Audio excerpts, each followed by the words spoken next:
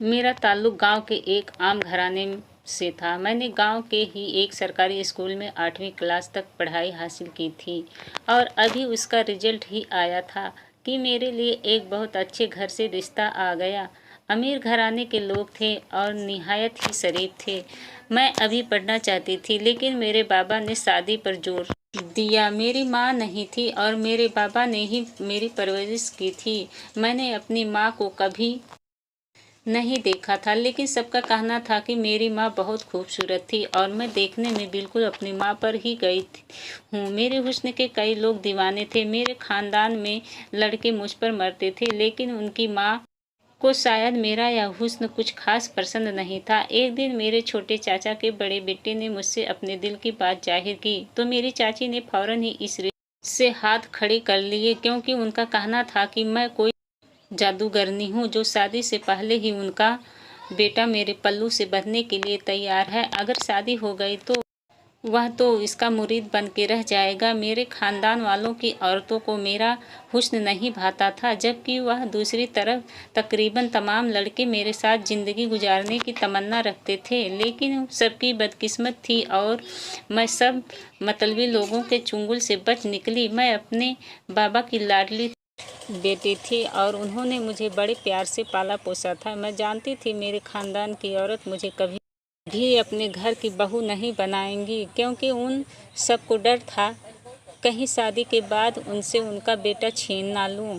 इसीलिए मैंने अपने बाबा की बात पर ध्यान दिया। फिर मुझे एहसास हो गया था कि मेरे बाबा कभी भी मेरे लिए कोई गलत फैसला नहीं लेंगे। मेरे बाबा मेरे गुरु थे। मैं उनकी बात से इनकार नहीं कर पाती और रिश्ते के लिए तैयार हो गई। अगले दिन ही हमारे घर एक लड़का और लड़की आए थे और उनके साथ रिश्ते वाली मौसी थी।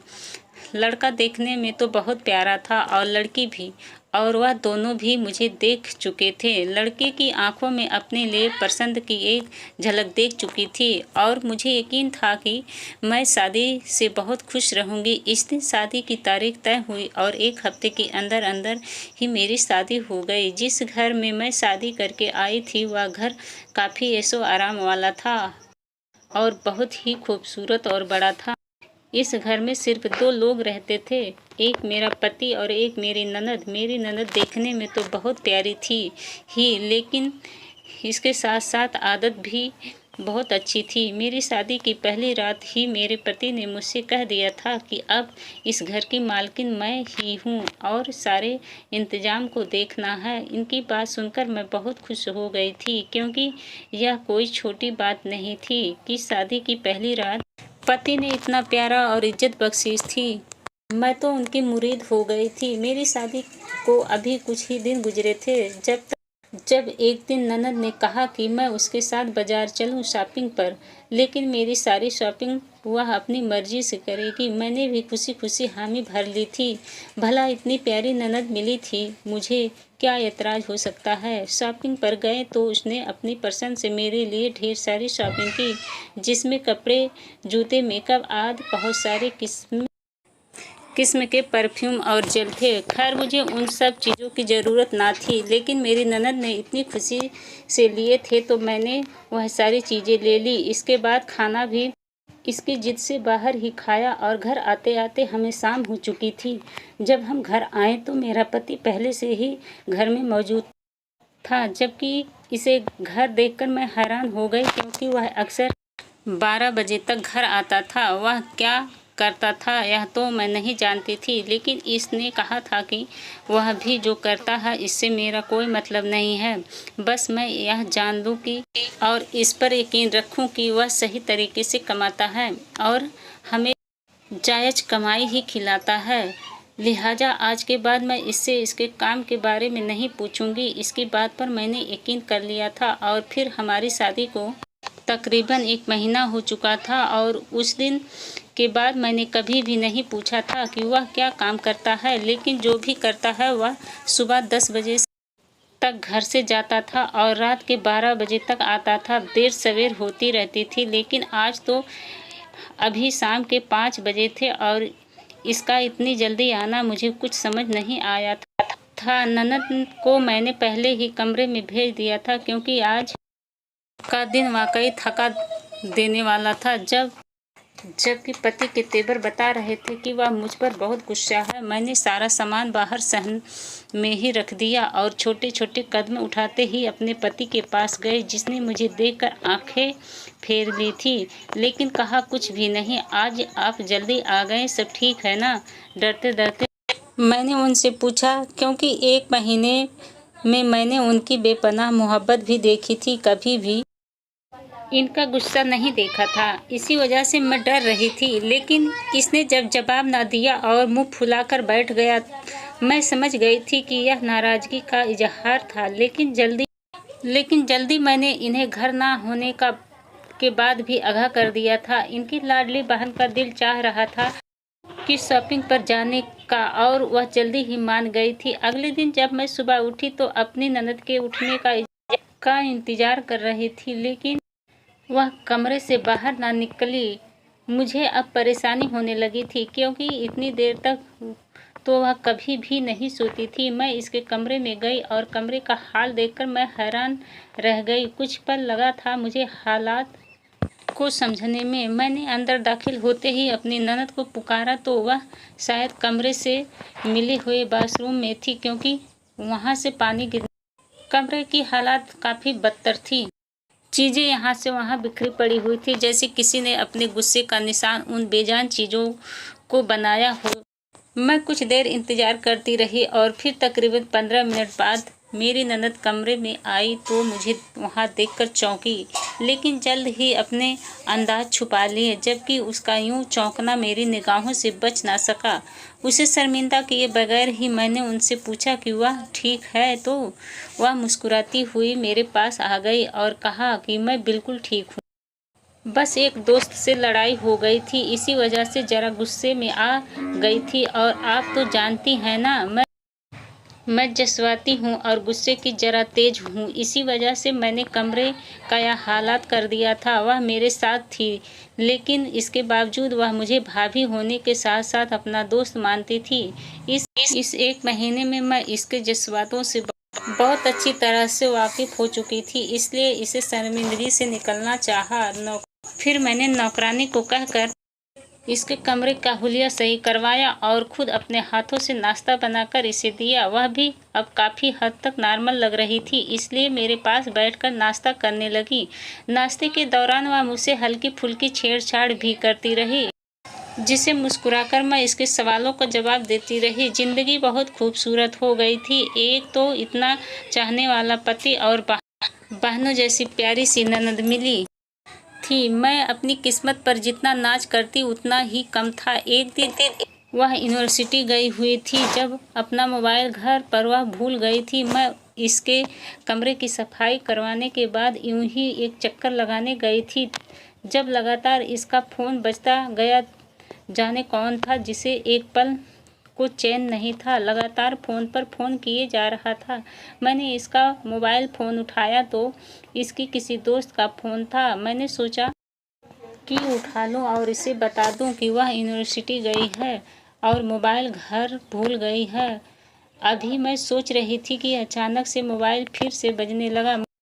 मैंने कॉल रिसीव की और फ़ोन कान से लगाया। मैं रजनी की भाभी बोल रही हूँ। वह यूनिवर्सिटी गई है और मोबाइल घर भूल गई है। वह जब आएगी तो मैं इसे बता दूंगी कि आपकी कॉल आ रही थी। मैंने धीरे से मुस्कुराते हुए कहा तो वह कुछ पल के लिए खामोश छा गई। मैं 2-3 बार हेलो हेलो बोली, लेकिन शायद कॉल कट चुकी थी। मैंने भी मोबाइल वापस रख दिया और कमरे का हाल देखकर वापस आ गई। आज मेरे पति ने कहा था कि वह कुछ दिनों के बाद अपने काम से छुट्टियां ले रहा है ताकि हम कहीं घूमने जा सकें।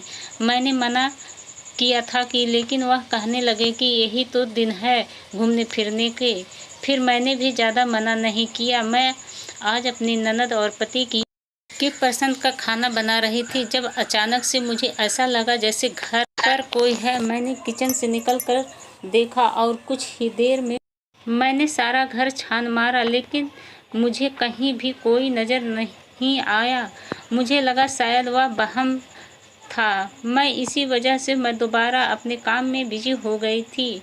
खाना तैयार हो चुका था और मेरी ननद भी आ गई थी। मैंने खाना लगाया तो मेरा पति भी आ चुका था, क्योंकि आज दोपहर का खाना वह हमारे साथ खाने वाला था। मैं तो बहुत खुश थी, क्योंकि मुझे अपने घर की यह खुशहाली बहुत पसंद थी। इसी खुशी के माहौल में खाना खाया गया और फिर मेरे पति ने बताया कि इसका काम आजकल बढ़ गया है, इसलिए वह अगले हफ्ते छुट्टी ले सकेगा। मैंने कहा कोई बात नहीं, पहले काम है, घूमना तो हम कभी भी जा सकते हैं। अगले कुछ दिन यूं ही गुजर गए थे, जब एक दिन अचानक मेरी ननद मेरे पास आई और उसने मुझे एक जल दिया। उसे देखकर मैं हैरान हो गई थी, क्योंकि वह कोई आम जल नहीं था, काफ़ी महंगा लग रहा था। मैंने अपनी ननद से पूछा कि यह कहाँ से आया है मुझे और मुझे क्यों दे रही हो, तो कहने लगी कि अब तो आप इसी जल से नहाया करें, इससे आपकी खूबसूरती बहुत बढ़ेगी और भाई आप पर फिदा हो जाएंगे। इसकी बात सुनकर मैं शर्मा गई और जल वाकई बहुत महंगा लग रहा था और दिया भी मेरी लाडली ननद ने थी, तो मुझे यकीन था कि वह अच्छा ही होगा। मैंने इससे वह जल ले लिया और फिर इसे अपने पास रख लिया, जब कि मेरी ननद बहुत खुश हो गई थी और इसने मुझे गले लगा लिया और कहा कि मैं दुनिया की सबसे अच्छी भाभी हूँ। इसके मोहब्बत भरे इजहार पर मैं भी खुश हो गई थी। अब रोज़ाना ही मेरी ननद मुझसे पूछती थी कि मैंने वह जल इस्तेमाल किया, तो मैं टाल देती, क्योंकि मुझे याद ही नहीं रहता था। एक दिन जब रात हुई तो मेरे पति के आने का वक्त हुआ, तो मैं शावर लेने के लिए जाने लगी थी। अचानक से मेरे कमरे में मेरी ननद आ गई और मेरे कुछ कहने से पहले ही पानी में वह खुशबूदार जल मिला दिया और कहा कि भाभी इससे नहाओ, देखना भाई एक ही दिन में तुम्हारा दीवाना हो जाएंगे। इसकी बात सुनकर मैं हैरान हो गई, भला एक जल की वजह से पति कैसे दीवाना हो सकता है। लेकिन इसकी बात ना मानकर मैं इसे दुखी नहीं करना चाहती थी। वह मेरे लिए ही तो सब कुछ कर रही थी, ताकि मैं इसके भाई की ज़िंदगी में खास बन जाऊं। हालांकि मेरा पति पहले ही मेरा दीवाना था। मैंने इसकी बात पर सर हिलाया और खुशी खुशी मेरे कमरे से निकल गई। मैं नहाकर कुछ ही देर में वापस आई और तब तक मेरा पति भी घर आ गया था। इसे खाना देने के बाद मैं अपनी ननद के पास जाने लगी थी, जब मेरे पति ने मुझे रोका और कहा कि वह इतनी बड़ी है कि अपने काम खुद कर सकती है, तुम्हें इसकी बजाय मुझ पर ध्यान देना चाहिए। मैंने उनकी बात मान ली थी और अपने कमरे में वापस आ गई। अगले दिन सुबह उठी तो मेरी ननद मुझसे नाराज़ थी। मैं हैरान हो गई कि भला वह मुझसे क्यों नाराज़ हो गई है।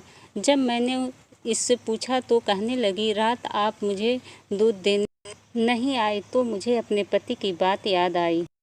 भाभी ने ननद से कहा कि मैं आपको रात में दूध देने आने वाली थी। जब मेरे पति ने मुझे रोक लिया था, मैं शर्मिंदा हो गई थी, तो मेरी शर्मिंदगी देखते हुए उसने फ़ौरन नाराज़गी ख़त्म कर दी और फिर मुझसे रात के बारे में पूछने लगी, तो मैंने उसे डांट दिया और वह भी खिलखिलाती अपनी यूनिवर्सिटी चली गई। वह शरारत कर रही थी मेरे साथ, मैं बहुत अच्छे तरीके से समझ रही थी।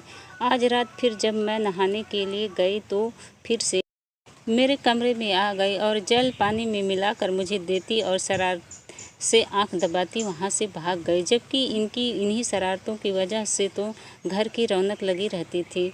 अब तकरीबन यह रोज़ का मामला बन गया था कि मेरी ननद रोज़ाना रात को मेरे नहाने से पहले मेरे कमरे में आ जाती और ख़ुद को जल पानी में डालकर भाग जाती। एक रात वो जल पानी में डालकर भाग गई, लेकिन इससे पहले कि मैं नहाने जाती मेरे पति आ गए और उसने कहा कि मैं थका हुआ हूँ, पहले मैं नहा लूँ फिर तुम चली जाना।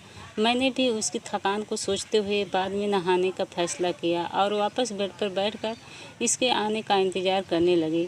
अभी कुछ ही देर गुजरी थी कि मेरे पति गुस्से में से वापस कमरे में आया और आते ही मेरे मुंह पर थप्पड़ मारा। इसकी इस हैरत पर मैं हैरान रह गई, क्योंकि हमारी शादी को तकरीबन 4 महीने गुजरने वाले थे और इन 4 महीनों में इसने मुझे कभी भी हाथ नहीं लगाया था। हाथ तो दूर की बात, बदतमीजी से बात तक नहीं की थी और आज अचानक से उसने मुझे थप्पड़ मार दिया था। मैं हैरत और बेयकीनी से अपने पति को देख रही थी। उसकी आंखें लाल अंगारा हो रही थी। इसने मेरे बाल मुट्ठी में जकड़े और गुस्से से चिल्लाने लगे, घटिया औरत, मैं तुमसे इतनी मोहब्बत करता हूँ, लेकिन तुम इन सब के बावजूद नहाने के बहाने यह घटिया काम करती हो। बताओ, किस ग्रहों से ताल्लुक है तुम्हारा, कहाँ से आई हो और कब से काम कर रही हो। वह मुझ पर इल्ज़ाम लगा रहे थे और सवाल पर सवाल पूछे जा रहे थे, जबकि मुझे तो कुछ भी नहीं समझ आ रहा था। मेरी आंखों से आंसू निकलने लगे थे, जबकि मेरा पति तो आज अलग ही जलाली रूप में था।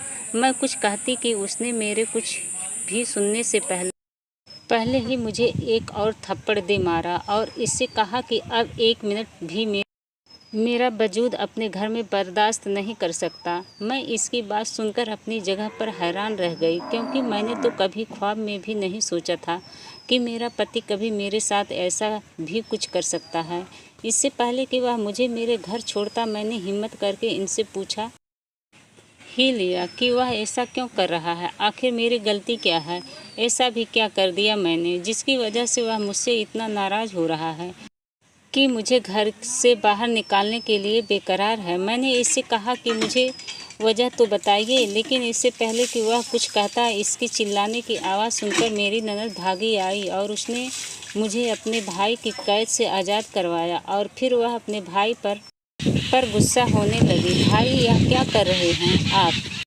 भला कोई अपनी बीवी के साथ ऐसा सलूक करता है जैसे आप कर रहे हैं? वह गुस्से से बोली। तो मुझे इस पर टूट कर प्यार आया, क्योंकि शुक्र था कि वह मेरा साथ दे रही थी, जबकि मेरे पति ने एक निगाह भी मुझ पर डालना जरूरी न समझा और घर से निकल गया। इसके जाने के बाद मैं फूट फूट कर रोई थी, जबकि मेरी ननद भी रोने लगी थी और इसने मुझे तसल्ली दी कि सब ठीक हो जाएगा। भाई को ज़रूर कोई गलतफहमी हो गई होगी, तभी वह ऐसा गुस्सा करके गए हैं।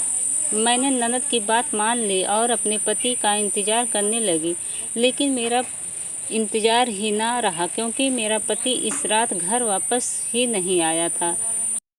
अगले 2 दिन तक मैं उसका इंतज़ार करती रही थी, लेकिन मेरा पति वापस आने का नाम ही नहीं ले रहा था। जबकि उन 2 दिनों में मुझे अपनी ननद का रवैया बहुत अजीब लग रहा था। वह दिन भर मोबाइल पर बात करती रहती थी और आजकल इसने पढ़ाई भी छोड़ रखी थी। जाने वह क्या करती फिर रही थी। अपनी टेंशन में मैं इससे तो बिल्कुल ही भूल गई थी। एक दिन मैं रात के वक्त उसके कमरे में आई, क्योंकि मुझे नींद नहीं आ रही थी। मेरे पति ने मेरी नंद को फ़ोन करके बता दिया था कि वह 1 हफ्ते के बाद किसी ज़रूरी काम से शहर से बाहर जा रहा है और 1 हफ्ते बाद वापस लौटेगा। इसी वजह से मैंने उसका इंतज़ार करना छोड़ दिया था और इसके थप्पड़ मारने के बाद मेरे दिल में भी इसके लिए नफ़रत आ गई थी। अगर इसे कोई बात बुरी लग भी गई तो उसे मुझसे बात करनी चाहिए थी, क्योंकि जानवरों की तरह मारपीट करके भला कौन सा मसला हल हो सकता था। इससे पहले तो मैंने रो के वक्त गुजारा था, लेकिन जब 2-3 दिन बाद बुरा हाल हुआ तो अब मुझे अपने पति पर गुस्सा आ रहा था। इसी वजह से मैंने उसका इंतज़ार करना छोड़ दिया था। मैं अपनी ननद के कमरे में गई तो वह वहाँ नहीं थी। मुझे यह देखकर हैरत हुई कि वह भला आधी रात को कहाँ जा सकती है। इससे पहले कि मैं इसे घर में ढूंढती, मुझे ऐसा लगा जैसे कोई है जो मेरा पीछा कर रहा है। मैंने डरते डरते मुख मोड़ा तो अचानक वहाँ किसी को देखकर मेरे मुंह से चीख निकल गई, जबकि वह जो कोई भी था अंधेरा का फ़ायदा उठाता फ़ौरन वहाँ से भाग गया था। मेरी चीखें सुनकर मेरी ननद छत पर थी, भागी आई और मुझे देखकर वह खुद भी डर गई थी, क्योंकि मैं बहुत ज़्यादा डर गई थी। इस घर में सिर्फ हम 2 लड़कियां थीं और ऐसे में आधी रात को किसी का घर में आना मुझे बेहद डरा गया था। मेरी ननद ने मुझे पानी पिलाया और फिर नींद की गोली देकर मुझे सुला दिया। अगले दिन जब मैं उठी तो बहुत देर हो गई थी। मुझे होश की दुनिया में वापस लौटते हुए जैसे ही होश आया तो मैं अपनी जगह से उठी। मैं रात अपनी ननद के कमरे में ही सो गई थी। उठी तो देखा घर पर कोई नहीं था। मुझे एक बार फिर से डर लगने लगा था, क्योंकि मैं घर में अकेली थी। सफाई वाली नौकरानी भी कुछ दिन की छुट्टी लेकर गई हुई थी। मैंने ननद को तलाश करना चाहा। जब मुझे शीशे के पास एक कागज़ मिला, मैंने इस कागज़ को उठाया तो इस पर ननद का पैगाम लिखा था कि आज इसकी एक ज़रूरी क्लास थी, इसी वजह से वह यूनिवर्सिटी जा रही है, दोपहर तक वापस आ जाएगी। इस खत को पढ़कर मैं डर गई, क्योंकि मैं घर में अकेली थी और रात वाला किस्सा मेरे दिमाग से निकलने से इनकार नहीं कर रहा था। डर और खौफ की वजह से मुझे कुछ समझ नहीं आ रहा था कि मैं क्या करूं। और फिर कुछ दिनों से मेरा पति भी मेरे पास नहीं था। मैं डरते डरते ननद के कमरे से बाहर निकली और बहुत मुश्किल से अपने कमरे में गई। वहां जाकर मैंने अपना फ़ोन उठाया और पति का नंबर मिलाने लगी। रो रो कर मेरा हाल बुरा हो रहा था, क्योंकि एक तो पति की नाराज़गी, ऊपर से अचानक से यह हादसा मुझे बहुत ज़्यादा परेशान कर रहा था। कुछ देर कॉल करने के बाद पति ने फ़ोन उठाया तो मैंने रोते हुए कहा कि मैं घर पर अकेली हूँ और मुझे डर लग रहा है, वह घर वापस आ जाए। मुझे यूँ रोता देख शायद वह भी परेशान हो गए थे, इसलिए कहने लगे कि कुछ ही देर में घर पहुँच जाऊँगा। और फिर वह कुछ ही देर में घर आ गए थे। उनके आते ही मैंने उसे सब कुछ बता दिया था। अपने साथ हुए इस वाक़ये को छुपाकर मैं परेशानी अपने सर पर नहीं ले सकती थी। जैसे ही मैंने उसे बताया तो वह भी परेशान हो गया और फिर मुझे अपने कमरे के बाथरूम में ले गए ताकि मेरा मुंह धुलवा सके। लेकिन वहां जाते ही उसे वह जल देखकर एक बार फिर गुस्सा आने लगा था, जबकि उसने गुस्से से मेरा हाथ पकड़ा और वह मुझसे पूछ रहा था कि यह जल अब तक यहाँ क्या कर रहा है। वह जल देखकर मैंने अपने ही अक्ल पर मातम किया, क्योंकि यही जल तो सारे फसाद के जड़ था। जाने ऐसा क्या था इसमें जो मेरा पति इतना जो शोर मचा रहा था। इससे पहले कि वह और गुस्सा होता, मैंने पूछ लिया था कि ऐसा क्या है इस जल में कि आप इतना गुस्सा कर रहे हैं। जबकि मेरा पति ने वह जल मेरे सामने किया और इस पर लिखी बात, जो कि इंग्लिश में थी, वह पढ़कर मेरे पैरों तले से ज़मीन खिसक चुकी थी।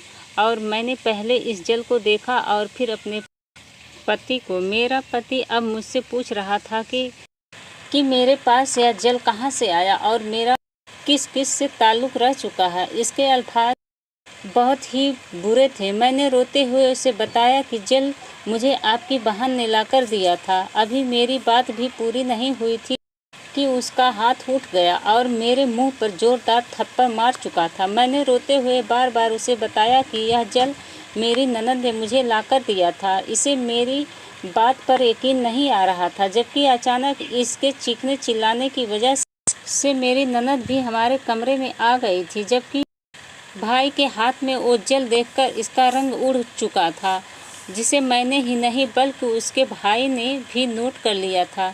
फिर उसने मुझे छोड़कर अपनी बहन से पूछा कि क्या यह जल उसने मुझे दिया था, तो उसने सर हाँ में हिला दिया। मेरा पति भी उसे हैरानी से देखने लगा। तुमने यह जल अपनी भाभी को क्यों दिया था और तुम्हें यह कहाँ से मिला? उसने गुस्से से अपनी बहन से पूछा तो वह रोते हुए सब सच बताने लगी, जिसे सुनकर न सिर्फ मेरे पति बल्कि मेरे सर से भी जैसे आसमान टूट पड़ा था। जिसे मैं अपनी मुफ्ती समझती रही, जिस छोटी बहन होने के नाते इतना प्यार किया, वही मेरा घर उजाड़ने पर तुली हुई थी। मेरे पति को यकीन नहीं आ रहा था कि उसकी छोटी बहन ऐसा भी कुछ कर सकती है। मैं भाभी से बहुत मोहब्बत करती थी और उनकी खूबसूरती की वजह से उनकी दीवानी हो गई थी। लेकिन इस रात जब भाभी ने मेरे मोबाइल पर आती कॉल उठाई तो इस दिन दूसरी तरफ मेरी दोस्त नहीं थी, बल्कि वह लड़का था जिससे मैं बहुत प्यार करती थी। लेकिन भाभी की आवाज़ सुनने के बाद वह उसकी तरफ दीवाना होने लगा था।